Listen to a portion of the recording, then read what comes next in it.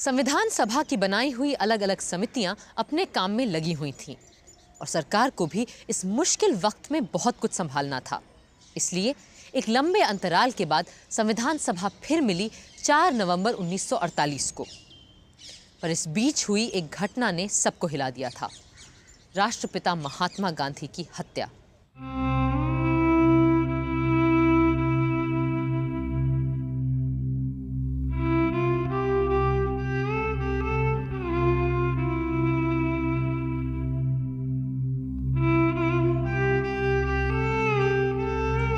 जाहिर है संविधान सभा में सबसे पहले बापू को श्रद्धांजलि दी गई और मौन रखा गया।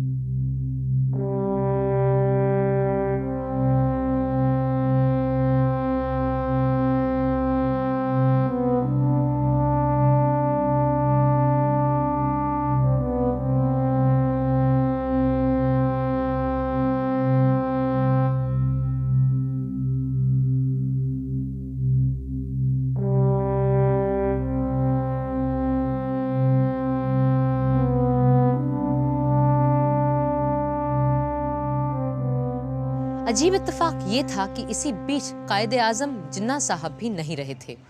सो गांधी जी के तुरंत बाद उन्हें भी श्रद्धांजलि दी गई और मौन रखा गया। और फिर शुरू हुआ मौलिक अधिकारों पे बात बहस का सिलसिला और शुरुआत की डॉक्टर अंबेडकर ने।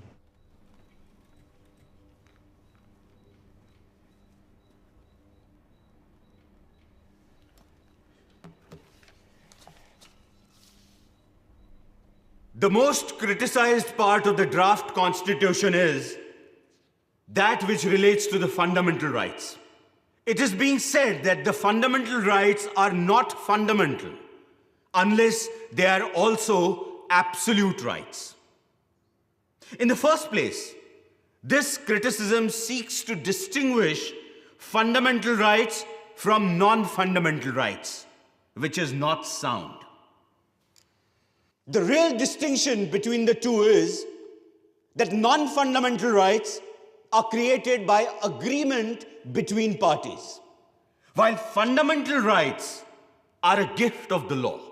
Only because fundamental rights are the gift of the state, it does not follow that the state cannot qualify those laws. पर बहुत से लोगों का मानना था कि नागरिकों को बुनियादी हक देने में बड़ी कंजूसी की गई है। Dr. Ambedkar is a learned professor. And I think the draft constitution is mainly his handicraft. I want to ask him why the fundamental rights, if indeed they are fundamental.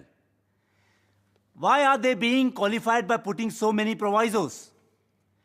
Either state the fundamental rights clearly, frankly, or omit the whole chapter from the constitution and let the future governments frame the fundamental rights according to the needs of the time.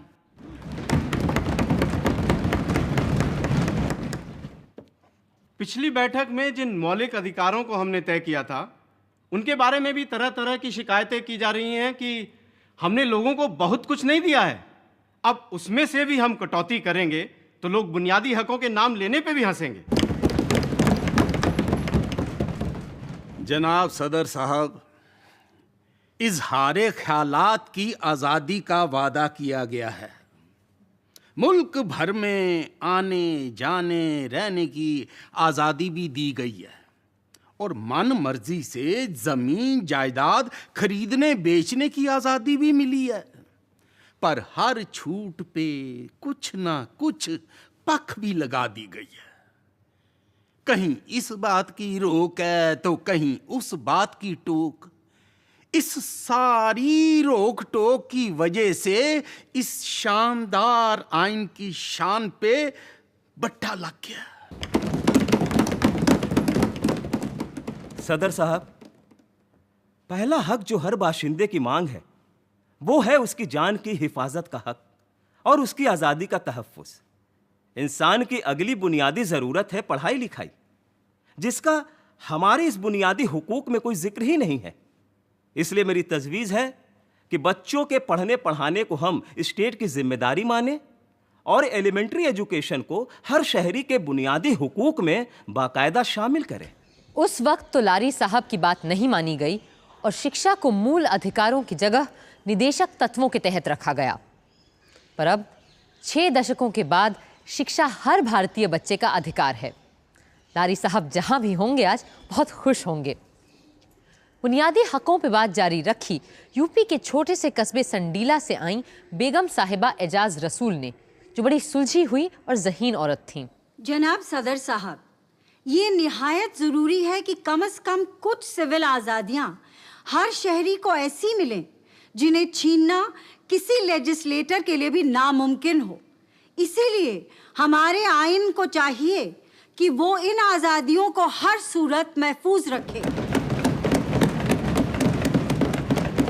मेरे तई ये निहायत ज़रूरी है कि कोई ऐसी committee या एजेंसी बनाई जाए जो इस बात पर नज़र रखे कि जो फंडामेंटल राइट्स हमने दिए हैं और जो डायरेक्टिव प्रिंसिपल्स हमने तय किए हैं, उन मंसूबों को सारे सूबों में लागू किया जा रहा है या नहीं। बहुतों ने मूल अधिकारों की तारीफ की तो बहुतों ने उन पर सवाल भी उठाए। शायद यही तो लोकतंत्र का मर्म है।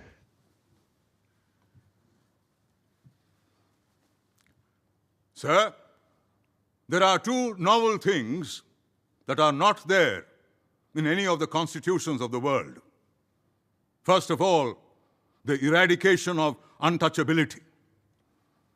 As a member of the so-called Harijan community, I welcome it. The second feature is the abolition of forced labor, begar. If there is any labor required for common purposes in the village, this most unfortunate fellow, the Harijan, is always caught hold of to do all menial and inferior service.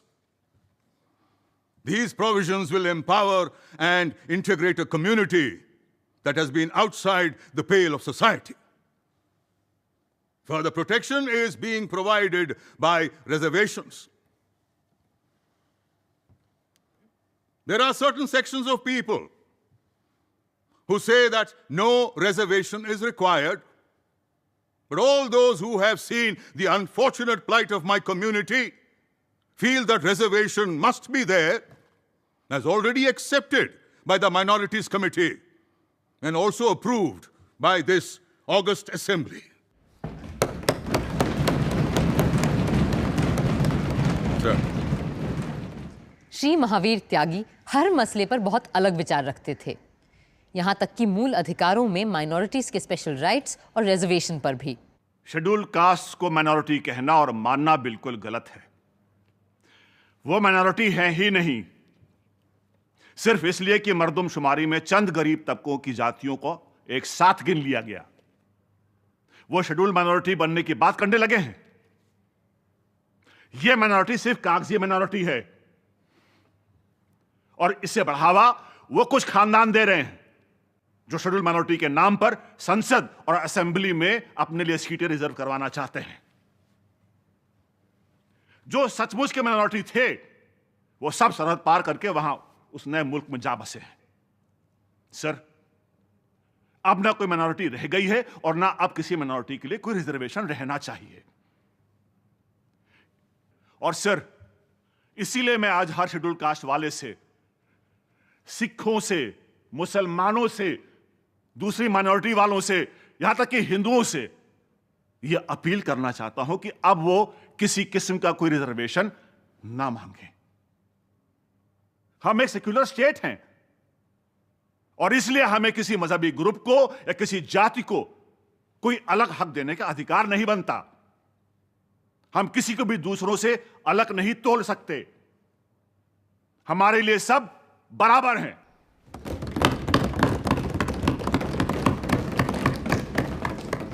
सदस्यों की शंकाओं को सुलझाने और सवालों का जवाब देने खड़े हुए ड्राफ्टिंग कमेटी के सम्मानित सदस्य श्री अल्लाड़ी कृष्णस्वामी अय्यर, जो बीमारी के कारण अक्सर बैठकर बात किया करते थे।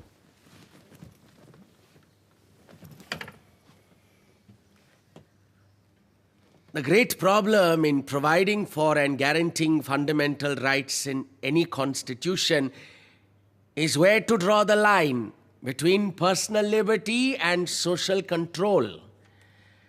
True liberty can flourish only in a well-ordered state, and when the foundations of the state are not imperiled.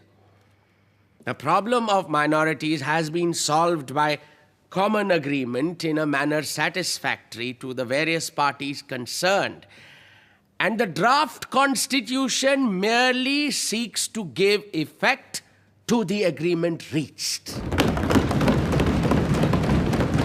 ज्यादातर लोगों ने इजहार ख्याल की आज़ादी के सिलसिले में सिर्फ राजनीतिक विचारों को सामने रखने के बारे में ध्यान दिया, एक्सप्रेशन या अभिव्यक्ति के दूसरे आयामों पर नहीं।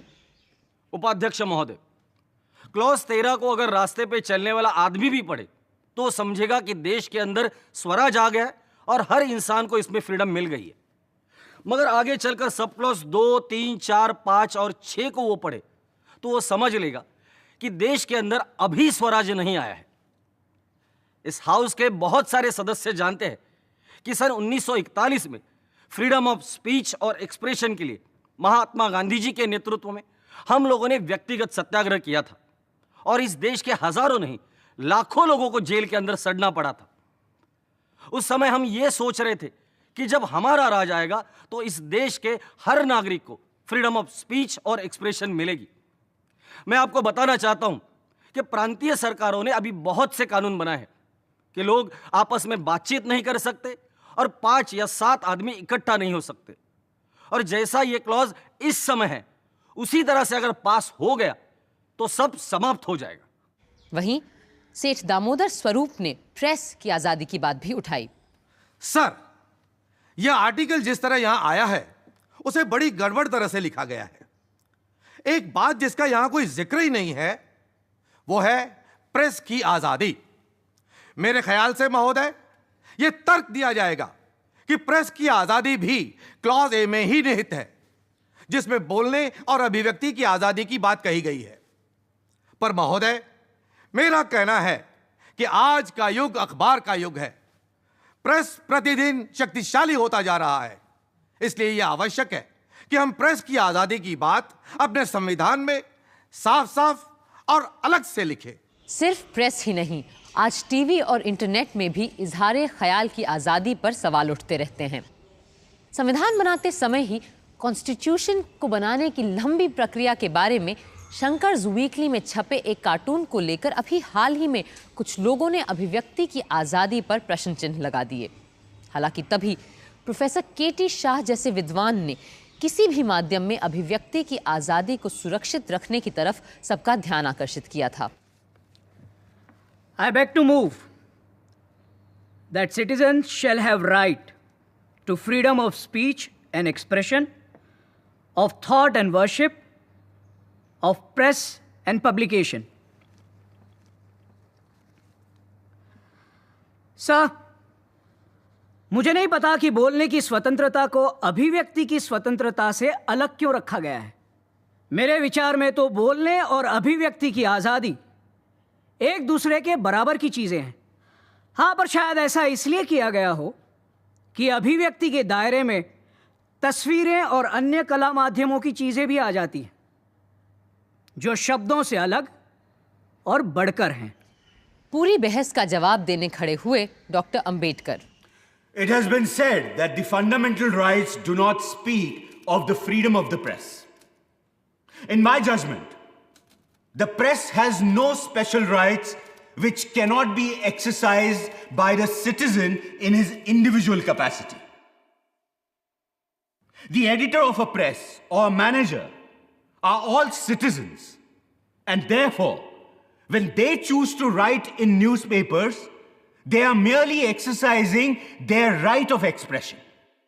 And in my judgment, therefore, no special mention is necessary for freedom of the press at all.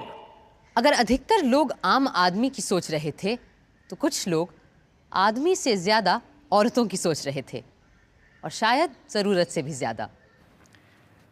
Sir, a lot has been said about common man. But in the draft constitution, there is no mention of women.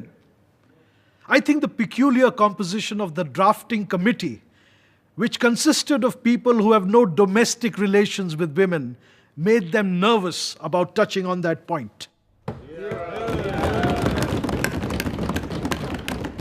Sir, from my experience as a parliamentarian and a man of the world, I think it would be wise to provide for a woman's constituency. If you give them a special constituency, they can have their scramble and fight among themselves without coming into the general constituency. Otherwise, we may at times feel weak and yield in their favor and give them seats which they are not entitled to. Chaudhary साहब को लगा था कि औरतें उनका मजाक चुपचाप सह लेंगी, पर शायद उन्होंने नए भारत की नई महिला को ठीक से समझा नहीं था। Sir, the last speaker, Shri Rohini Kumar Chaudhary, the erstwhile champion and defender of women, who is against removing their social disabilities, spoke about special electorates for women. And in spite of the chivalry of the previous speaker, Indian women will not tolerate any such reservation in the Constitution.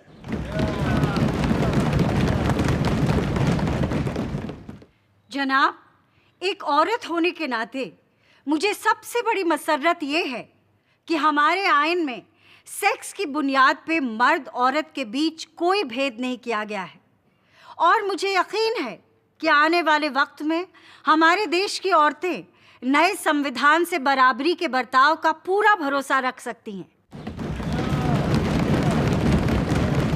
आज 6 दशकों बाद औरतें आरक्षण की मांग कर रही हैं, क्योंकि हमारे सदनों में महिला सांसदों की तादाद औरतों की आबादी के अनुपात में ना के बराबर है।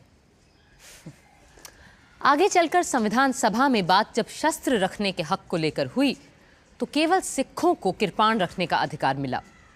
फौरन दूसरे लोगों ने अपने अपने रिवाजों की दुहाई देते हुए शस्त्र रखने के हक को मूल अधिकारों के तौर पर मांगा। आदिवासियों के नेता और नुमाइंदे श्री जयपाल सिंह के तेवर तो सबसे अलग थे। Sir, this matter of the Arms Act has been mischievously applied against the Adivasis. Let me give you the instance of the Oraons. They are the 4th largest group of Adivasis in India. Just about now, there is a festival in which these Oraons get together, walk in a procession, carrying arms and weapons like lathis, bows and arrows, and they go to various akhadas in the villages. Now, this has been going on for centuries. Last year, all of a sudden, we were told that we should not carry any arms and weapons. Now, I don't mind pointing out, there are several members sitting here who are from Bihar. They won't be able to get back to their homes if they're not escorted by these people with arms. Every 7 years, it is the custom in Chota Nagpur, during festivals like Era Sindra and Jani Shikhar, Adivasi women get together, dress as men, and hunt in the jungles. Now, this is the only occasion that allows these women to show their masculine prowess naturally. So they love to dress as their men do. They love to carry arms and weapons like their men do, arms like lathis, bows and arrows, bhalas, and so forth. But according to this particular article in the Constitution, my fear is that upon seeing these women walking into the jungles with arms in their hands, the government might interpret that they were getting together for some kind of dangerous purpose. बहुत से सदस्य जो खुद अंग्रेजों की जेलों में रहे थे, लफ्ज देशद्रोह अर्थात सेडिशन को लेकर चिंतित थे। वो चाहते थे कि इंसान की आज़ादी किसी भी कीमत पर आसानी से नहीं छीनी जानी चाहिए। Sir, when the British were ruling, they often kept people in custody without bringing them to trial. We cried until we were hoarse that this went against a person's fundamental rights. Sir, this is a sacred right, and it must be protected. It is said, emergencies may arise, where this right may be denied. Even when emergencies arise, the High Court must have the power to ensure that the man is kept in detention only after proper trial. I would therefore request this assembly to see that provision is made in the fundamental rights that the liberty of every subject is protected.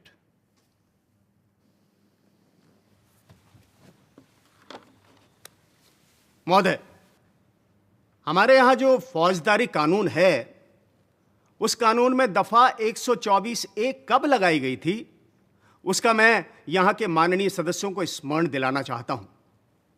उन्हें याद होगा कि वह दफा लोकमान्य बाल गंगाधर तिलक को सजा देने के लिए खास तौर से बनाई गई थी। मुझे यहाँ पे कुछ व्यक्तिगत बातें याद आ जाती हैं। मेरे परदादा को सोने का एक कमरपट्टा मिला था, हीरों से जड़ा हुआ। उसको सन 1857 में अंग्रेज सरकार को मदद देने के लिए दिया था और उस पर लिखा था, in recognition of his services during the mutiny in 1857। मैंने 1930 के सत्याग्रह में अपने भाषण में कहा था कि मेरे परदादा ने जिस सरकार को स्थापित करने के लिए सहायता देकर पाप किया था, उस पाप का प्रायश्चित उनके पड़पोते ने उस सरकार को उखाड़ने का प्रयत्न करके किया है।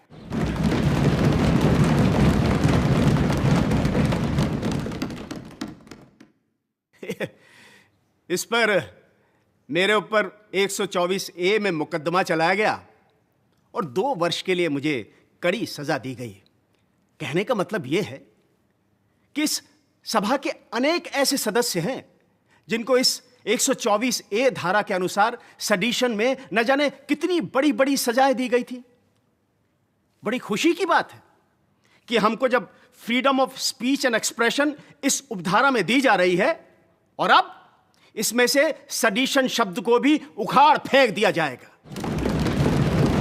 अफसोस है कि राजद्रोह या सेडिशन की धारा बरकरार रही और आज तक लागू है और इस्तेमाल भी की जाती है।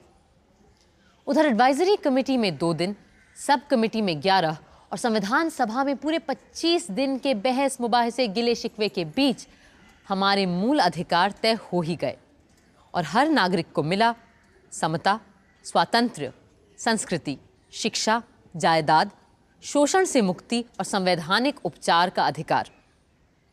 बुनियादी हकों के अलावा एक अनोखी चीज शामिल हुई हमारे संविधान में, राजनीति के निदेशक तत्व, the directive principles of state policy. And then we should have food, health, education for all, if possible. Idea तो बहुत अच्छा है राव साहब, लेकिन how can we guarantee all this in the constitution, और वो भी इतनी बड़ी आबादी के लिए? Well, I was referring to an ideal situation in an ideal state. But in his Arthashastra, Kautilya has written that the king shall provide for orphans, the infirm, afflicted, helpless, the sick and the dying, with maintenance, and helpless expectant mothers and the children she will give birth to. हो सकता है हमारे बिहार में चाणक्य के ज़माने में ये सब पॉसिबल रहा हो, लेकिन अच्छा, suppose we can not provide what we promised, then what? उसके लिए क्या सजा तजवीज़ करेंगे आप? Well, the question of punishment will only arise when we make these ideas into fundamental rights, which a court of law can decide on. But at least by incorporating these into directive principles, we can set ourselves up a dream destination which one day we will want to arrive at. And therefore it is my belief that future governments will find directive principles of state policy necessary. The idea is excellent. बल्कि इस तरह से हम उस वादे को भी पूरा कर पाएंगे जो 1928 की ऑल पार्टी कॉन्फ्रेंस में हमने लोगों से किया था, जिसमें हर शख्स को हेल्थ, एजुकेशन और काम प्रोवाइड करने के साथ साथ हर जच्चा बच्चा और बीमार की देखभाल करने का वादा भी किया गया था। लेकिन राव साहब, अपनी सब कमेटी के मेंबरान को ये सारी बात समझाने के लिए you will have to prepare a note like you always do. Absolutely sir, I will. और यूं तय होने शुरू हुए राज्य नीति के निदेशक तत्व, the directive principles of state policy, यानी वो अधिकार जो भले न्यायालय के द्वारा लागू नहीं करवाए जा सकते, पर जो देश के शासन में मूलभूत हैं और जिनको लागू करवाना राज्य का कर्तव्य होना चाहिए। The principles set forth here are intended for the general guidance of the legislatures and the government of India. The application of these shall be the care of the state and shall not be cognizable by any court of law. The Union and all its units thereof shall direct its policies towards securing that all citizens, men and women, shall have adequate means of livelihood, equal pay for equal work,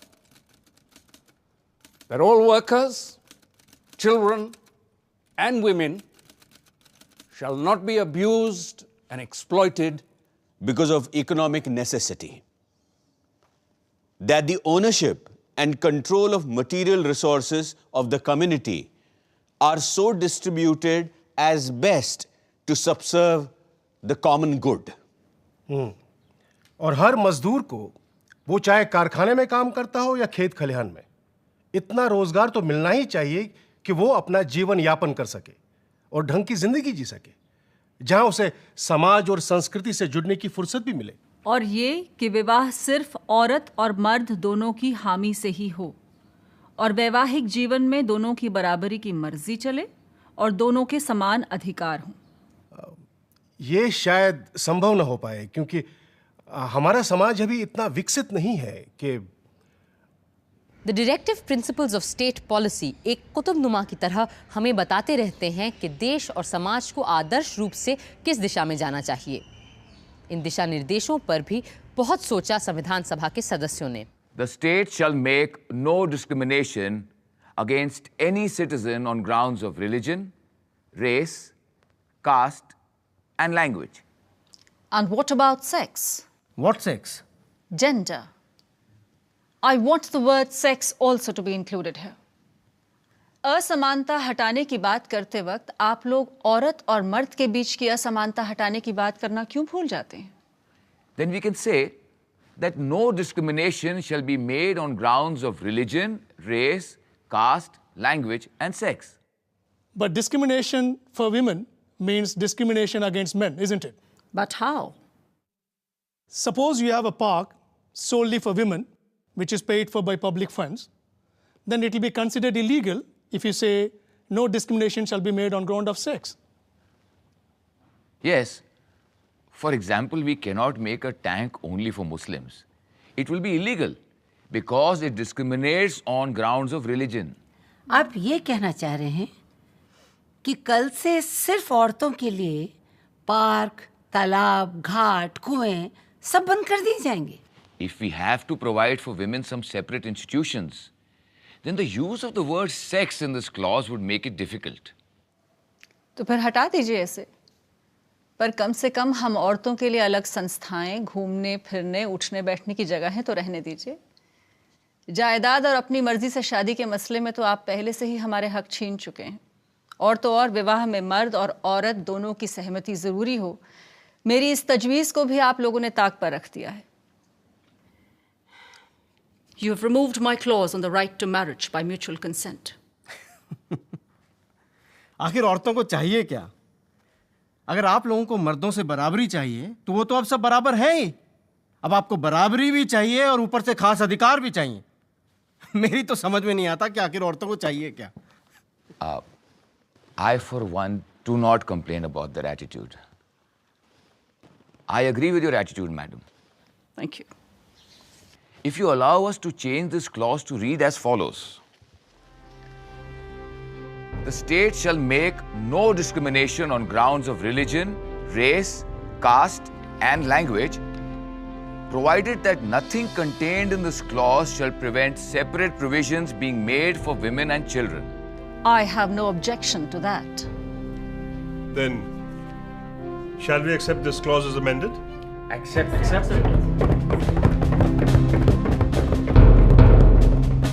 doctor Ambedkar ने सभा में संविधान का मसौदा पेश करते हुए राजनीति के निदेशक तत्वों के बारे में लोगों को बताया। In the draft constitution, the fundamental rights are followed by what are called the directive principles. It is a novel feature in a constitution framed for parliamentary democracy. Directive principles are like instruments of instructions. The inclusion of such instructions in such a constitution becomes justifiable for another reason. The draft constitution is not a contrivance to install any particular party in power, as has been done in some countries. Who should be in power is left to be determined by the people. But the group that captures power will have to respect the directive principles. They cannot ignore them. Their breach may not be answerable in a court of law, but will certainly be answerable to the electorate at election time. Sir, as the Honorable Law Minister himself candidly admitted, the directive principles of state policy cannot be enforced in a court of law. They are pious and superfluous. If no legal remedy is provided, sir, it would be absolutely wrong to insert the so-called rights in the statute.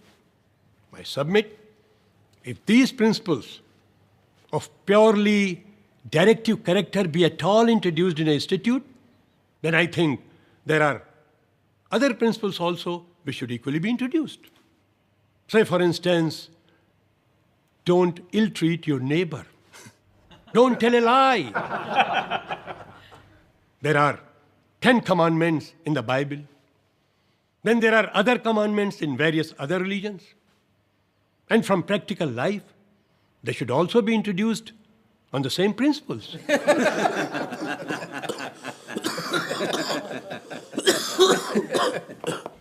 Naziruddin Ahmad साहब जैसे लोग जहां directive principles को पूरी तरह खारिज कर रहे थे, वहीं ऐसे लोग भी थे जो इन्हें बड़ी गंभीरता से ले रहे थे। और जैसे जैसे संविधान अपना स्वरूप लेता गया, डायरेक्टिव प्रिंसिपल्स को लेकर लोगों के ख्यालात बदलते गए, साफ होते गए। सन 48 के अंत में एक बार फिर निदेशक तत्वों को लेकर सभा में बातचीत शुरू हुई। डायरेक्टिव प्रिंसिपल्स की बात बहुत अहम और ज़रूरी है, क्योंकि ये यूनिफॉर्म सिविल कोड से भी ताल्लुक़ रखती है और बुनियादी तौर पर हमारे इकोनॉमिक हालात से भी। डॉक्टर अम्बेडकर ने अपनी किताब में खुद लिखा है कि इन उसूलों को हमारे आइन में बुनियादी हुकूक का दर्जा मिलना चाहिए और इन्हें 10 वर्षों के अंदर अंदर लागू करवाने के लिए मुकम्मल इंतजामात होने चाहिए। इसके लिए यह भी ज़रूरी है कि लफ्ज़ directive principles of state policy को काट कर उसकी जगह पर हमें fundamental principles of state policy का दर्जा दिया जाना चाहिए। Sir, Sardar Patel gave the title to these rights as Fundamental Principles of Governance. I should like to know from Dr. Ambedkar, why have they made a departure and changed the title to Directive Principles of the State Policy? Sir, the word directive is necessary and important because it is to be understood as giving certain direction to the future executive to show in what manner they have to exercise the power which they will have of legislature and executive. Kamat साहब का अनुमोदन तो पास नहीं हुआ, पर श्री अनंत सयनम अयंगार, जो इतना बोलते थे कि लोग उन्हें अनंत वचनम कहते थे, उन्होंने सवालों की झड़ी लगा दी। Mr. Chairman, sir, it is said that the state should, within a period of 10 years, introduce free compulsory education. Let us assume that the state does not do so then. Can any court of law enforce it? Against whom? In case a decree is granted by court of law, who will carry it out? If the government does not carry it out, can the High Court or Supreme Court enforce it? Is it open to the Supreme Court to change such a government? With its authority, can it imprison all the ministers and bring in a new set of ministers? In the nature of thing, these are only directive and cannot be justiciable rights at all. कई सदस्य चाहते थे कि directive principles को हमें अधिक धार देनी चाहिए। सर, इस अनुच्छेद की शुरुआत में ही साफ लिखा है कि इन आदर्शों को लागू करवाने को लेकर आप अदालत के सामने नहीं जा सकते। बिना किसी को ठेस पहुंचाए मैं कहूंगा कि इस तरह की बात से न अदालत को संविधान की फिक्र होगी, न एग्जीक्यूटिव को इसकी चिंता। और जब इन्हें सहूलियत हुई तो वो इन बातों को लागू करेंगे, वरना भूल जाएंगे। It looks to me like a cheque on a bank, payable when able. That is only if the resources at the bank permit.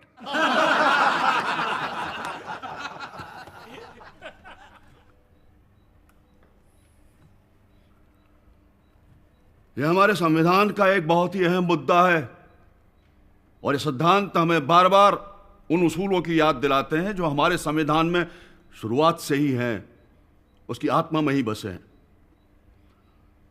इसलिए मैं गुजारिश करूंगा अपने दोस्त केटी शाह से कि वो इसकी मुखालिफत ना करें और अपने अमेंडमेंट पर ज़्यादा जोर न डालें।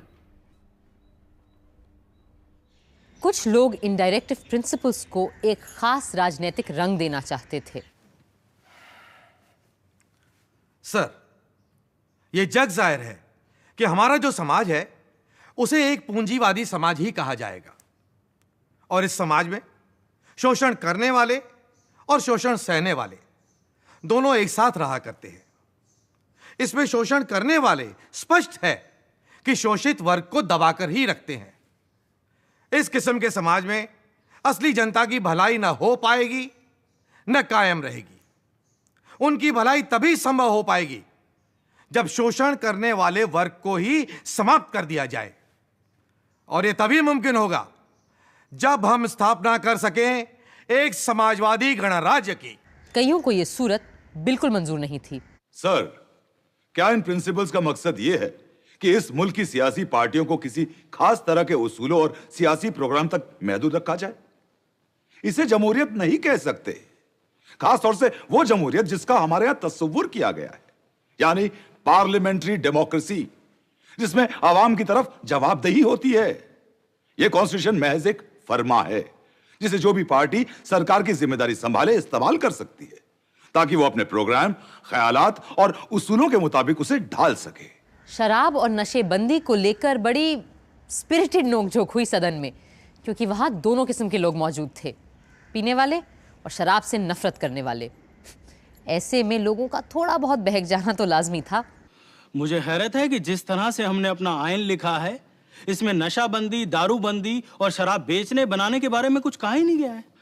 एक नया आर्टिकल हमें डालना चाहिए जिसमें यह साफ लिखा होना चाहिए कि स्टेट ये देखेगा कि शराब और दूसरी नशे की चीजों को बनाने, बेचने, लाने, ले जाने और पीने पर पूरी तरह से रोक लग सके। जनाब, मुझे उर्दू का एक शेर याद आता है, अगर इजाजत हो तो आप सबके सामने पेश करना चाहूंगा। इरशाद फरमाएं। इलाही हमसे मैखारों को वो दुनिया अता होती जहां हुक्मन पिया करते, ना पीते तो सजा होती। मेरा कहना है कि हमारे संविधान में अगर शराबबंदी नहीं है तो इसमें गांधी जी भी नहीं है, क्योंकि जहां मैं और मदिरा होगी वहां गांधी जी नहीं हो सकते, और जहां गांधी जी होंगे वहां दारू नहीं हो सकती। और मुझे इस अमेंडमेंट से नहीं बल्कि उस जगह से एतराज है जहां संविधान में मेरे काबिल दोस्त इसे लाना चाहते हैं। पहली बार श्री महावीर त्यागी की बात से एक मत हुए doctor Ambedkar. If it is this matter of prohibition, then it has been agreed between myself and Mr. Tyagi that he will move an amendment, and I propose to accept his amendment. So the matter may be postponed until then. I submit that by the back door, there seems to be a collective attempt here to interfere with the religious rights of the most ancient people of this country, the Adivasis. I remember during our discussions in the advisory committee, Maulana Azad was pleased to put a direct question to me. And his question was, "Kya ye mazhabi cheez hai? Is this a religious matter?" Now, sir, as far as the Adivasis are concerned, there's absolutely no religious ceremony, no religious festival that can be performed or celebrated without the use of rice beer. So pardon my saying so, but this amendment seems to be a vicious one. It seeks to interfere with my religious rights. So whether you put it in the Constitution or not, I am not prepared to give up my religious privileges.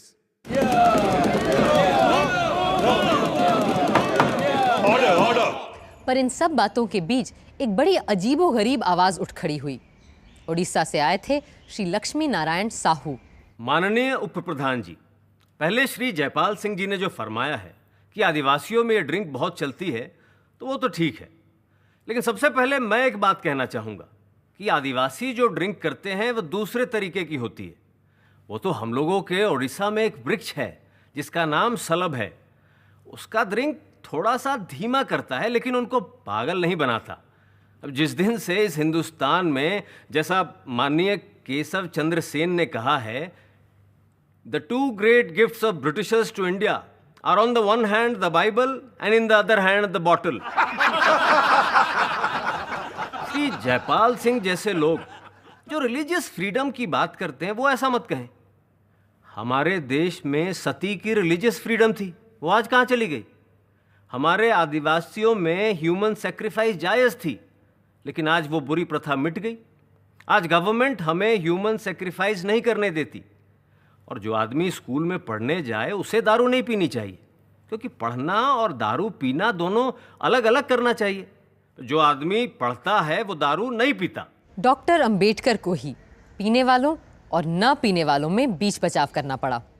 Even though a state may apply its own law regarding prohibition in any part of the country, it has no right to make it applicable to tribal areas without the consent of their district and regional councils.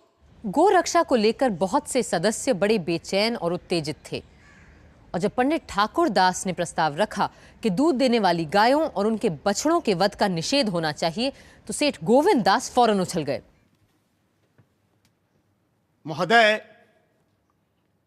पंडित ठाकुरदास यह चाहते हैं कि गायों का और दूसरे उपयोगी जानवरों का वध निषेध हो। इसका यह अर्थ होता है कि अनुपयोगी गायों को काटा जा सकता है। परंतु मेरे सुधार का अभिप्राय यह है कि जहां तक गायों का संबंध है, वहां तक गायें चाहे उपयोगी हों या अनुपयोगी हों, और गायों के अंदर सांड, बैल, बछड़े भी आ जाते हैं जो गायों से उत्पन्न होते हैं, उन सब का वध रोक दिया जाए। मैंने तो इस प्रस्ताव को फंडामेंटल राइट्स, मौलिक अधिकार में भेजा था, परंतु मुझे इस बात का दुख है कि वहां पर यह उस समय नहीं रखा जा सका, और उसका कारण यह बताया गया कि फंडामेंटल राइट्स, मौलिक अधिकार, सिर्फ मनुष्य से संबंध रखते हैं, पशुओं से नहीं। इस देश के जो बड़े बड़े सांस्कृतिक प्रश्न इस विधान परिषद के सामने हैं, उनमें देश का नाम क्या रखा जाए, देश की राष्ट्रभाषा क्या हो, देश की राष्ट्र लिपि क्या हो, देश का राष्ट्रीय गान क्या हो, और देश में गौवध हो या बंद कर दिया जाए। जब तक इन प्रश्नों का निपटारा हमारी विधान परिषद इस देश की जनता की राय के अनुसार नहीं करेगी, तब तक इस देश की जनता स्वराज का कोई अर्थ नहीं समझ सकती। महोदय, वसुधैव कुटुंबकम, वसुधैव कुटुंबकम के हमारे देश में समस्त संसार को एक समझा जाता था, और इस एकता के जीवन का प्रतीक गौ है। क्या हम इसका निर्वाह नहीं करेंगे? हम जो अपने करोड़ों देशवासियों के प्रतिनिधि हैं, यदि हमें अपने देश, समाज और संस्कृति की रक्षा करनी है तो सबसे पहले हमें गौ रक्षा का व्रत लेना होगा। इन्हीं शब्दों के साथ मैं अपनी बात समाप्त करता हूं।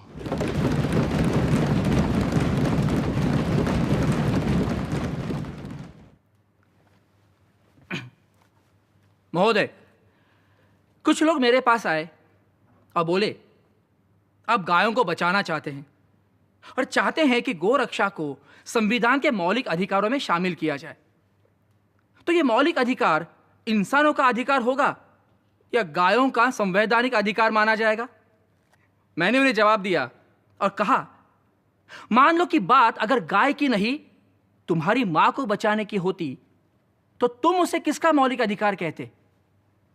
वो तेरी मां का अधिकार होता या तेरा? बोलो।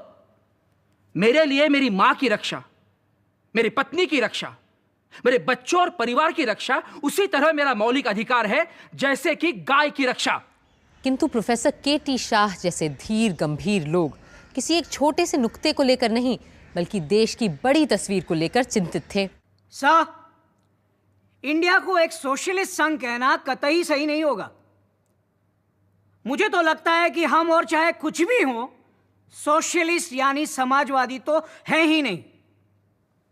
सर, ऐसे लोग भी हैं जो सोशलिज्म के सामाजिक न्याय से वाकिफ हैं और जानते हैं कि आने वाला कल समाजवाद का युग होगा और केवल समाजवाद ही इंसान और इंसान के बीच बराबरी का रिश्ता कायम कर सकता है।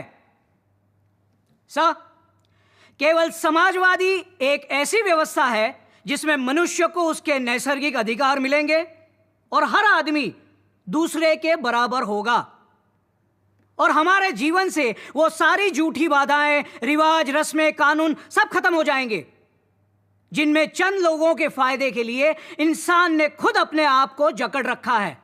डॉक्टर अंबेडकर को फिर एक बार ड्राफ्टिंग कमेटी की बात और इरादे सबको समझाने पड़े। Article 31 deals with directive principles of state policy. It says, the state shall in particular direct its policy towards securing, 1, that the citizens, men and women, equally have the right to an adequate means of livelihood.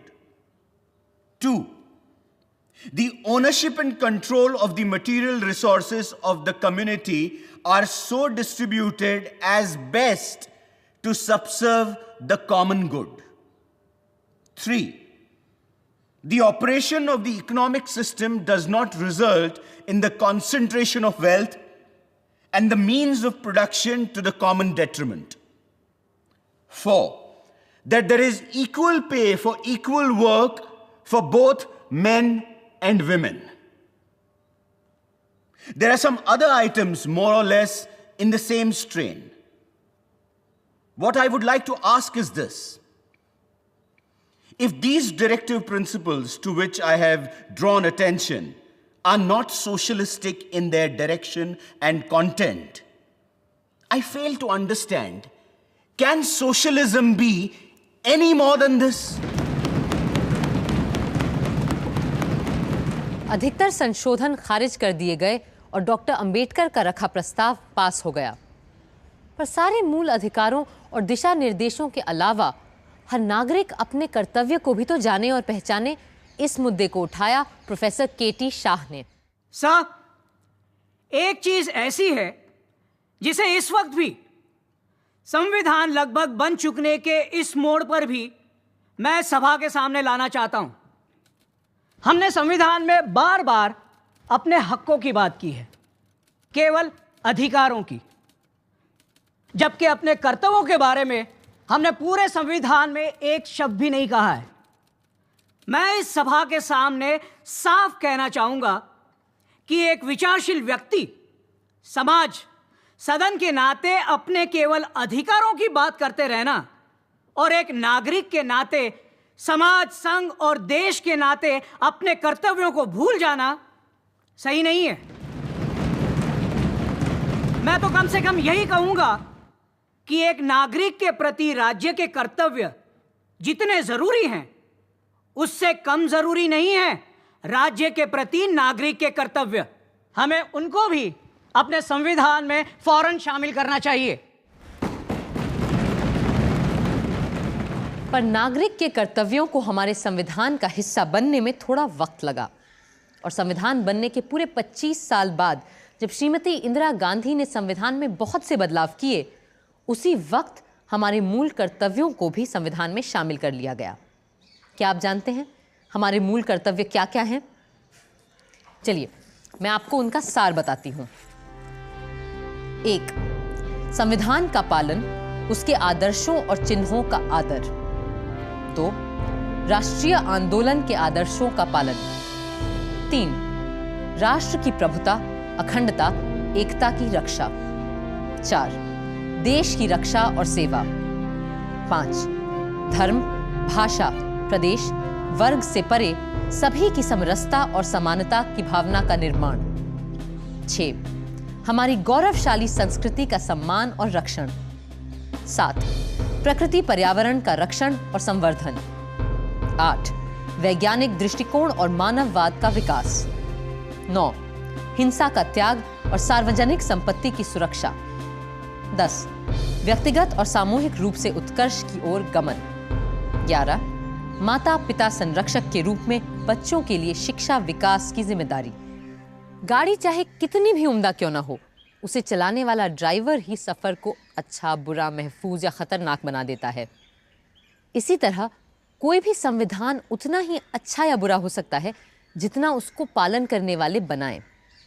अब हमें अपने संविधान को कैसे बरतना है, इसका फैसला भी आपको और हमको ही करना होगा।